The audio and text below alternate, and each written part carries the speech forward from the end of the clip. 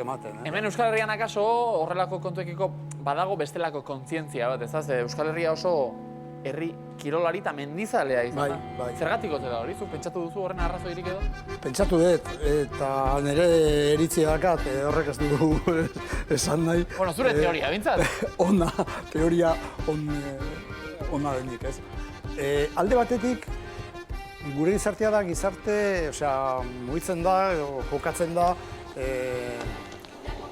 leku industrial baten barruan. Eta nik izan nuke alde batetik mendira juteko gogua sortzen da fabriketatik. Hori da, una teoria peregrina. Hori alde teoria da. Eta gero, gu mendi onduan bizi gara.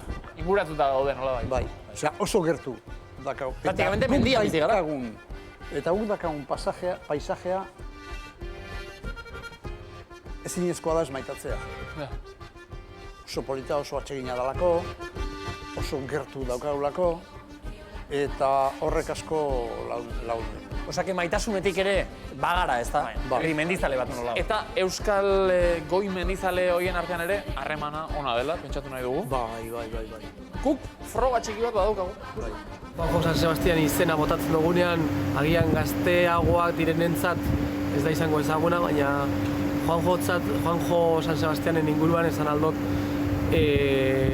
eskalatzaia bezala, kriston eskalatzaia izandakoa dela eta dala, baina aipatuko nuke persona bezala, ze esangot nik, persona Juanjo San Sebastian bezala gutxi dagozela, bale? Beraz, bezarkada bat, eta gozatu gure kasaz. Juanjo, venga, agur! Kaixo, Juanjo, askotan galdetzen didate, zeintzuk dira miresten ditudan mendizaleak. Horretako mendizale bat zuzara. Gazte-gaztetatik segitu zaitut, gazte-gaztetatik zure espedizioak eta abenturen berri izan dut, eta niretzako erreferente bat izan zara. Mendizale bezala, zergatik nire ustez puntamutako mendizalea zera, baino gehien bat mirestu dizut zure pertsonaren gatikan. Nola zeran, Juanjo? Zuri ezagutzeko aukera izan dugunak jakin dugu, o badakigu, kriston pertsona zerala.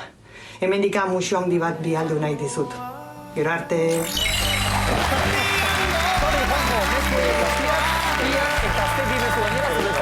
Eta ze pertsonen handik.